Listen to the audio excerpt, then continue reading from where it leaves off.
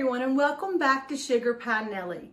So today I am going to show you how to can up some of the most simplest, delicious syrup that I believe ever existed. Strawberry syrup is my absolute favorite. I absolutely love anything strawberry. So with this syrup, it is so simple. I use actually the strawberry tops to make the syrup. Nothing around here goes to waste. I use the berries to make jam, or I wash them up, freeze them, and put them away just for throwing in smoothies, just thawing out and having them to eat throughout the year, putting them in strawberry bread, strawberry cakes, things like that. But with the strawberry tops, a lot of people will toss these, and a lot of people, what they don't know is that the tops of the strawberry is actually the sweetest, and it makes the most delicious syrup. So we are going to get started with that today, and I'm just going to be using these tops that I have saved. Now, these were in the freezer. I've got, I think, 1.5 bags of these.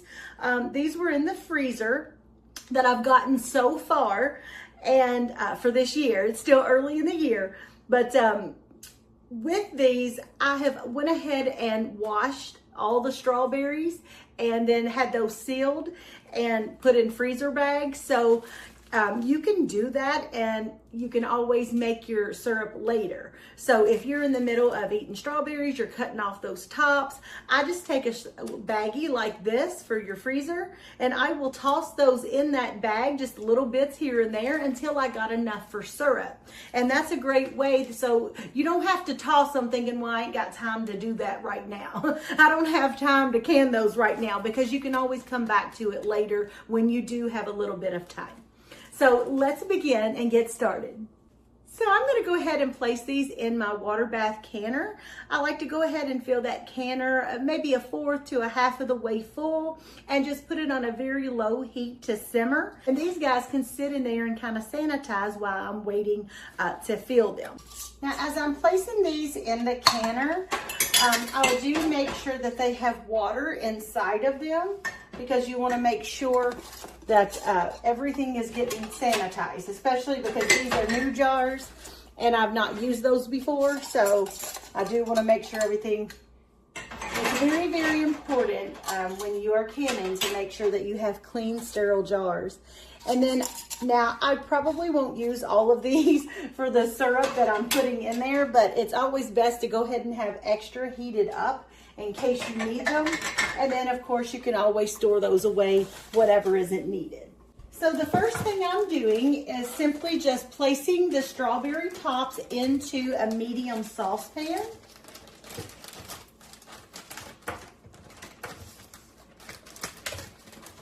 If your bag is frozen, I just kind of take some scissors and cut that off.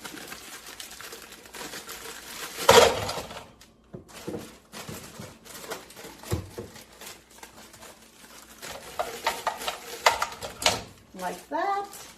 Then to our strawberries, however many frozen strawberries you have, this is right around 6 cups, you will add the same amount of water to your pan.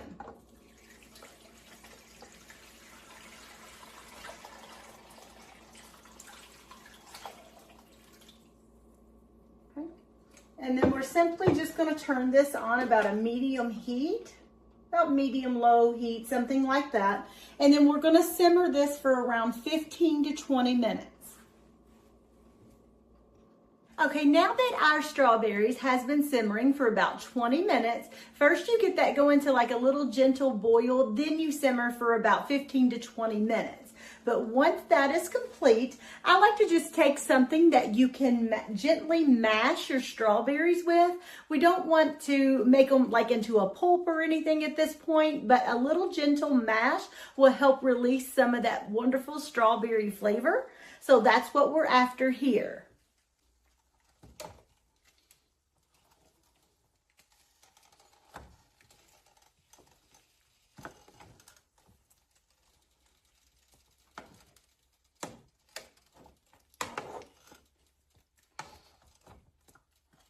Okay, and then once you get everything kind of gently mashed in there, we are going to turn off the heat And we're just going to leave this sitting to kind of steep in there for around 10 more minutes. Okay, now that it's been sitting for about 10 minutes, we are just going to strain out our liquid. Now, I like just putting a fine mesh strainer over a measuring cup because we want to measure how much liquid that we have before we add our sweetener.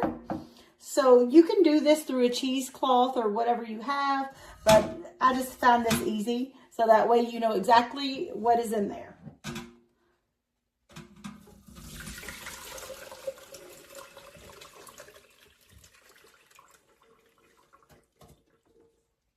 Okay, and then save your pot because it's going to go right back in there.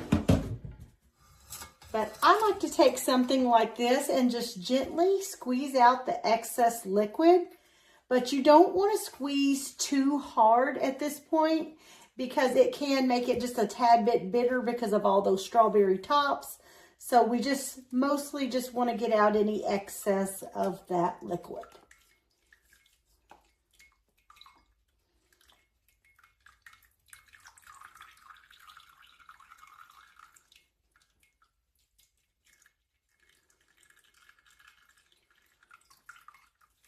I try to get out every last bit I can of that yummy goodness. We don't want that going to waste. Okay, and then remember, you can put this in your chicken bucket for your chickens later for a treat, or you can throw them in your compost. So no need to throw this out. Like I said, nothing goes to waste here. Something always needs something. So here is our liquid, and then see how easy that is when it comes to measuring. So I know that I have 8 cups of liquid, and the reason I want to know that is because however much liquid that I have, 8 cups, I am going to put half that amount in sugar. You can use honey if you are watching your sugar.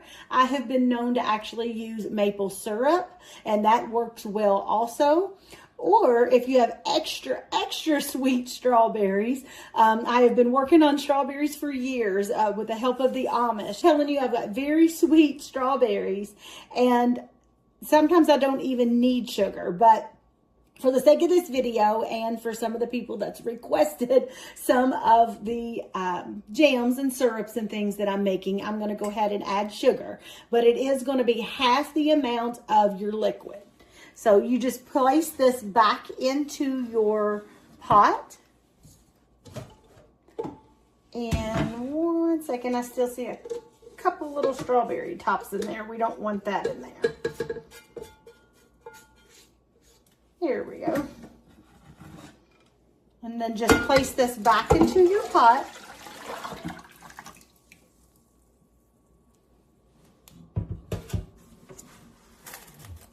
Go ahead and just add my sugar to the pot.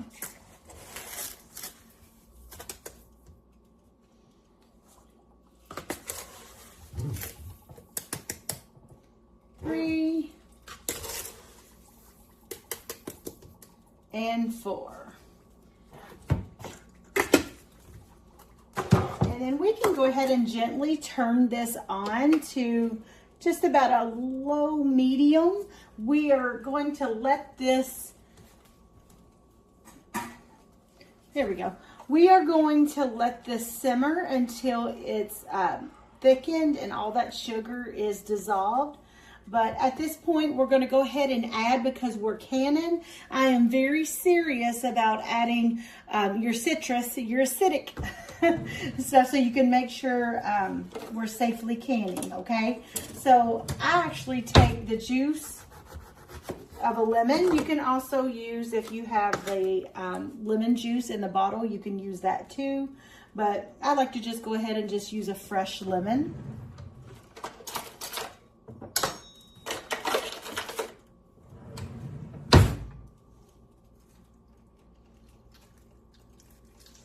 And speaking of seeds, I have really been working hard on my strawberry seeds, and every year I'm making sure that they come back bigger and better. And anyways, if you follow me on Etsy or my Facebook page, you do want to keep check on that, because I am going to be offering gardening seeds. And one of those seeds is the very strawberries that I use right here that I can up, you know, my very famous, I want to call it strawberry jam. Everybody and their mother asked for that a jar of jam using my strawberry jam. They will ask for a jar of that. And anyways, the secret really isn't so much the ingredients as it is the sweetness of the strawberries. That's the big secret. You have to have a very sweet strawberry. So the very ones that we use right here at the homestead will be available on my Etsy shop, and you can take those seeds, and then I will show you how to do that later in another video. But pretty much you just want to make sure that you cold stratify those seeds about January, and then you plant those in pots, and then they'll be ready to go out in your garden around April or May. Of course, that's for me. I am Kentucky Zone 6. So anyways, that's our method. Your zone might be a little different there. But pretty much that's all we do now, is we've got our strawberry liquid, which was 8 cups. We've put half that amount of sugar in there, which was 4 cups. And then we've added 1 tablespoon of lemon juice. So now it's all about, you can bring that to a little gentle boil and then kind of turn it down to simmer. But as of now, it's just the waiting game. All we're going to do is just let that simmer until that gets to, I like it to be about the consistency of maybe a little tad less than honey. And that being why is because I like to actually use the syrup not just for pancakes and toast and things like that, but I like to actually add the syrup to put in lemonades and teas. And so I don't want it too thick. But now if you're strictly just after pancake syrup, then go ahead and simmer that for a little bit longer, and it will consistently just keep thickening on its own with its natural release of the pectin in there. And so what's going to happen is that it will actually become the little consistency of honey. And so you can do that if you would choose to. So while we're waiting on that to simmer, I'm going to show you guys something. See my lemons? I didn't toss these either. Instead, I will place my lemons. You can use orange peels. You can use grapefruit peels. Any citrus like that, you can put it in a jar like this and simply just toss it with vinegar and leave that sitting a week, maybe 2 weeks. Just sitting on your counter, and then strain that off. You do want to strain it because you don't want it all kind of wonky like in there. But anyway, strain that off and then place that in a spray bottle, and it is great for your bathroom. You can spray down your counters with that. The oranges in the spray bottle, I've actually cleaned the toilet with that, and with the vinegar in there, it's still killing germs and things like that. At the end, you can add maybe a drop or two of any kind of Castile soap. You can use something that smells good. You can use an unscented, whatever. I've been known to do that too. But any type of lemons, oranges, grapefruit like that, it's great to have on hand. And then if you like lemon, you can also, once this turns into the liquid, you can place some of that lemon liquid, or you can take the lemons themselves and cover them with olive oil and strain that off after several weeks, and you have lemon furniture polish. Take a little rag, dust your furniture. It works amazing. If you've ever used something like that Old English oil, and you know how it leaves that shine, that's what that does. But it smells like lemons. Okay, so I've let mine go for about 30 minutes here, and you can feel, even as you are stirring, that it's gotten just a little bit more thick. Also, one way to tell your thickness is usually the liquid will reduce by half, but I like to take a metal spoon. I actually use my dipper since it's metal, but as you're stirring, just kind of watch the liquid there on your spoon on the metal, and you will see it starting to thicken along there, and then it will as it cools down, it kind of sticks to the rim of the spoon. And then you can measure your thickness like this, how thick that you are wanting your syrup. And the same thing applies for jam. But if you keep going, the way this is already starting to kind of get just a little thick through here, if I kept going too much longer, it would actually turn into jam. And I do want this to be syrup. So it's getting just about done. I am going to leave this no more than about a couple more minutes. And then we are going to go ahead and take this up into our jars. One little tip also for making your syrup is when you first turn on the heat, you do want to go ahead and bring this to a good boil. That's what I like to do. Get it going for a good little boil, then reduce your heat and simmer it for that amount of time that you need for whatever consistency that you're going for. Normally, a light little syrup is around 10-15 minutes, something like that. If you want it just a little bit more thicker consistency like I do, then I keep mine in there around 20 to 30 minutes. Okay, so we are going to go ahead and get started with our jars. I like to take a paper towel and dip it into that extremely hot water. And I use that to kind of wipe the lids of my jars. I like to pull this as close as possible because it does get messy there. Okay. So using my little funnel, I will just fill these jars, and then you leave a 1/4 inch headspace on these.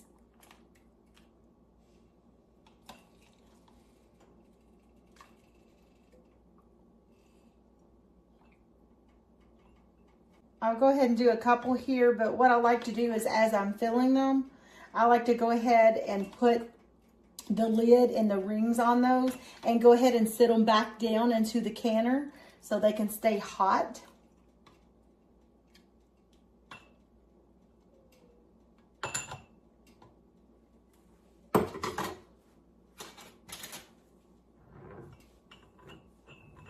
So you just kind of want to make sure that you don't have any of that syrup on the rim of your jars, because anything like that can mess up your canning.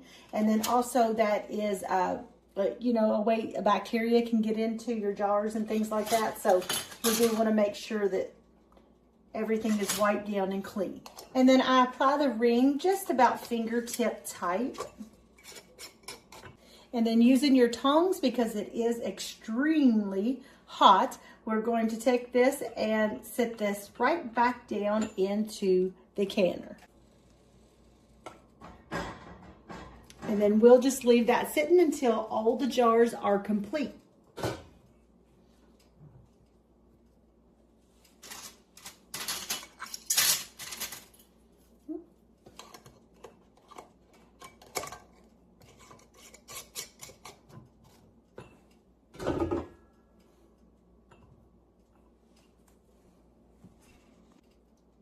A little bit more in there.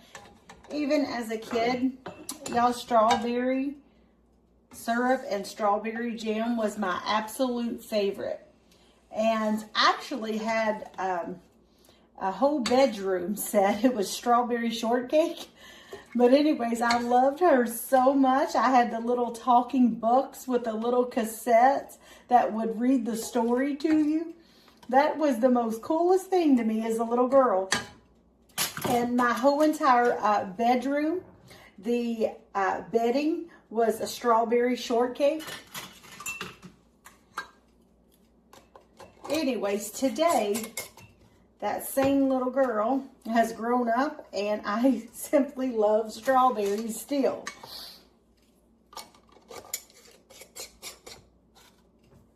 So there's those.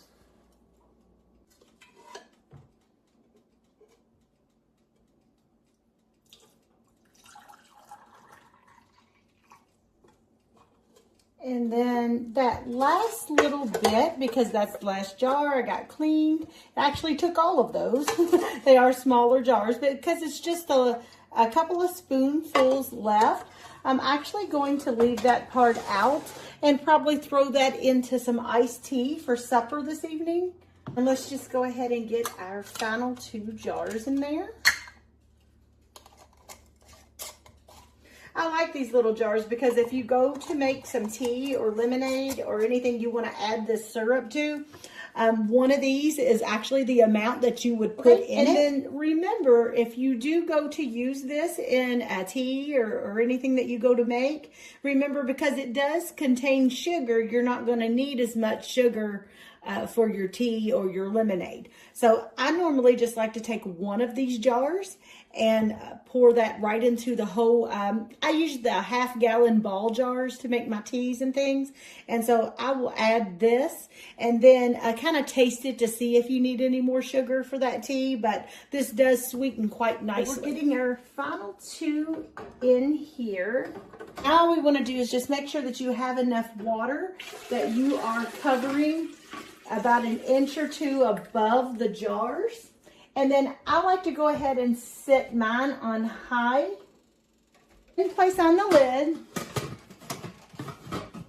And then I don't start my countdown until you see a steady stream of steam coming up from the side of the rim of the lid here. You will start seeing a steady stream. Once that is steadily coming out, then your countdown can begin. And you can do syrups normally around 10 minutes. You can process them for. I am very leery of that. I like to go 15 minutes just to be on the safe side, just because normally for jam I won't do it, but like when I am using syrup and because it does have the green tops on them and things, I just like to be a little extra cautious with that. So I will go ahead and process my jars for 15 minutes on this. All right, once our processing time is complete, we're just going to go ahead and turn that off.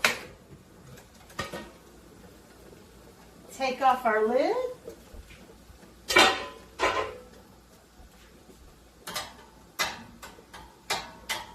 And then I like to just go ahead and leave them sitting inside this canner for about 5 minutes before removing them to a cutting board, dish towel, whatever you would have.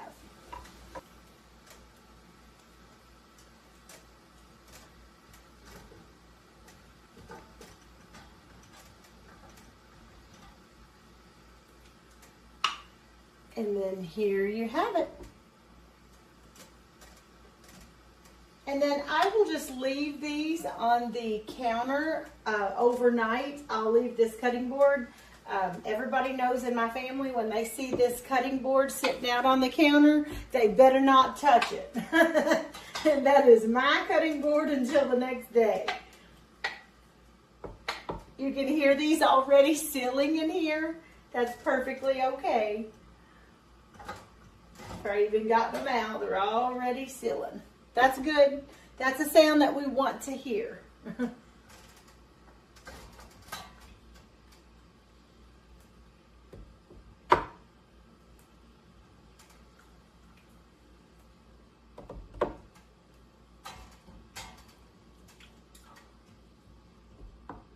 So that's 6 cups of strawberry tops. They actually made quite a bit of little syrup jars. This is, let's see, 9, 10, 11. We have 11 jars. So that's not bad at all for just that small amount. So see, as long as you keep putting your strawberry tops back and things like that, you can have this sitting on your shelf, and that's great. You run out of pancake syrup, and the kids are hollering, you got pancakes, where's the syrup? Oops, you forgot to put that on the grocery list. Well, guess what? We got strawberry syrup. And I like to make the syrups out of all kinds of stuff, not just strawberry, but like blackberry, peaches. I like to have all kind of little syrups on the side.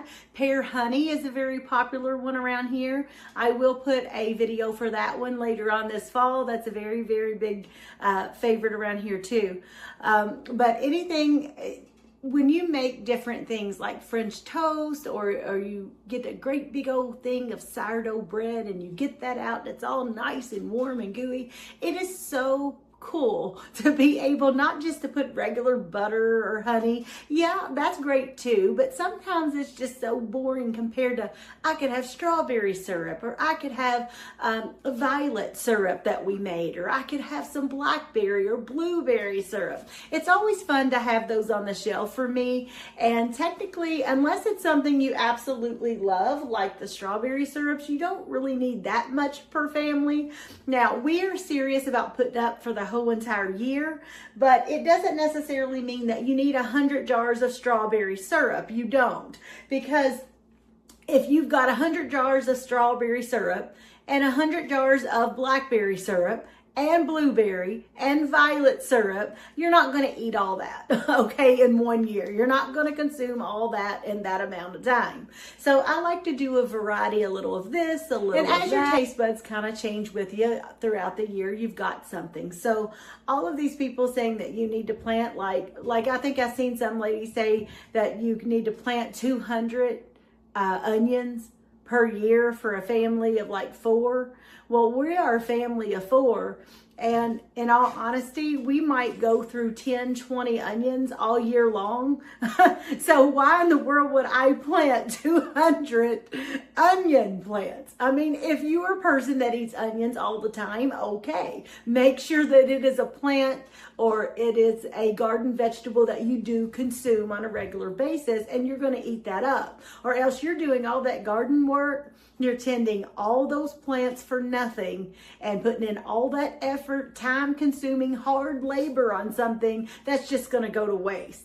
But like for us, we only use onions if I chop it to put in, say, like chili or vegetable soups, things like that. Otherwise, I don't really use onions around here. Nobody misses them. So there is no way I'm planting in my garden that many onions when I'm only consuming 10 onions all year long. So in my garden, I have planted, I believe it's right around 15 plants, 15, 20, just in case one of them fails or doesn't grow or something like that. You do want to give yourself a little bit of extra, but pretty much that's all we're going to need. I will take those onions, I will dice them. They're great in the freezer, and I will get those out and throw them in my soup as needed. So see, that's how it's done around here. So you do need to make you a little list of what it is that your family consumes on a regular basis. And if it's something that you absolutely love and you're eating it all the time, plant more of that thing. But don't just plant it because this homesteader over here said that you need to have 300 of these plants. Don't just do that just to be doing that to keep up with the Joneses. If it's going to go to waste, don't do that to yourself, okay? Make sure it's something you and your family want, you love, you consume, and that you are going to be able to enjoy that all year long for you and your family. So thank you guys for joining in today on my little strawberry syrup canning little adventure here today. I guess it's an adventure. Canning to me is an adventure. So anyways, I love it when I hear from you guys and how these recipes are turning out from you. Love the wonderful TikTok comments you guys are leaving. You've tried some of the recipes. You love them. Thank you so much for that. And continue to tune in because I've got a lot more great stuff coming. So I'll see you back here next time on Sugar Pie Nellie. Pie Nellie.